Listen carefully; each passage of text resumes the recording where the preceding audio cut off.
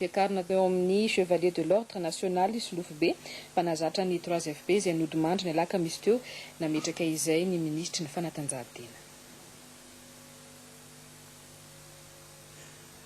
Chevalier de l'Ordre National io no maro-boninahitra nomena ny Solofo be mpikatroka ny taranja rugby tao amin'ny 3FB nanana ny toerany teo amin'izay taranja rugby izay teto Madagasikara efa isan'ny ekipa pirenena malagasy fahiny teo amin'izay taranja rugby izay ary efa nitondra avy ny anaran'ny Madagasikara tany ivelany sy teto Madagasikara.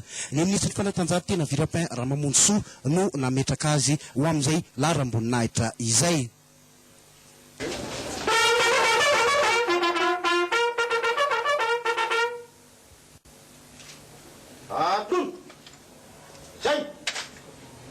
Filanonana.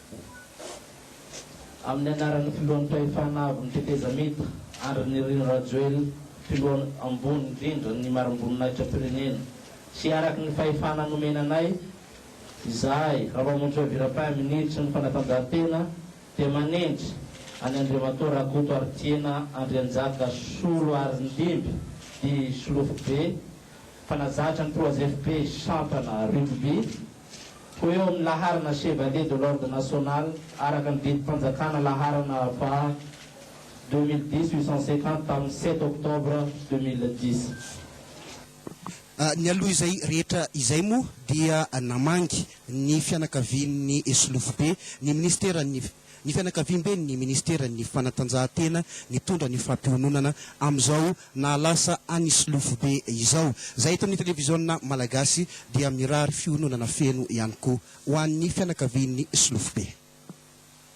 Nanangom-baovao mikasika andry zareo kongofo namana Aurelia Arafiringa Tsolava andresaka farahantsika ny tatitra. Ho fandravonana ny disadisa anaty misy eo amin'ny samy mpanao kongofotra nainy no antony voalohany ity lanonana fankalazana ny Jobily fahatelopolo taona ny mpikatroka kongofo malagasy sy tao beoririka ity. Irakoto Arjaona Pierre Misael ny tompony sy loharano ny poirana. Raha ny tantara no zoina dia efa nandalo fisedrana mavaivay vao tonga tamin'izao dingana izao ny kongofo malagasy tao beoririka. Araky ny fampianarana nefa ny pratika ny kongofo dia tsy mijanona raha tsy mikiky ny maso satria araky maantitra ny mpanao kongofo fa mainka tena mampahay azy. Io zany tsy hitsahatra mihitsy hoe mikatroka n'ity kongofo ity raha mbola afaka mihetsika ny tanana sy ny tongotra. Ny anomana Solofo sy Dimby ho an'ny kongofo malagasy no tanjony reto mpikatroka kongofotra nainy reto ho amin'ny 30 taona ho avy.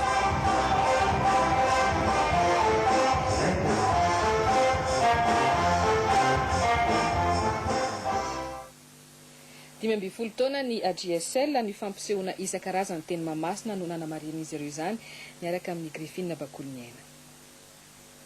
Kluba maro avy amin'ny taranja iady samihafa no mandray anjara tamin'ny fanamariana ny 15 taona ny AGSL ity.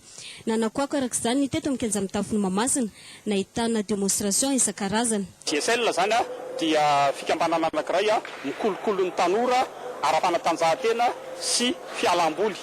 Ka ny zavatra ho aseho amintsika eto androany dia misy alavoly isan-karazany eo, misy hetsika ara-kolotsaina zany ataon'ireo ankizy avy ao anatin'ny AGSL, dia isy ihany koa galada izary marseau izay ataon'ireo mpikatroka avy ao anatin'ny AGSL eo amin'ny taekwondo, dia misy fampisehoana karaté ihany koa, fampisehoana kiaité sy fampisehoana aikido.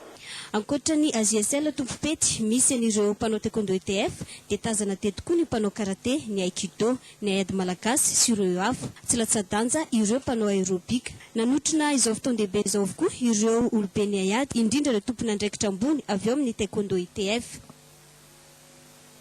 Tahaka ny mahazatra ny faraparan'ny vaovao dia ho arahantsika ny ako ny fampelezan-kevitra ny manodidina an'izay ndao ary.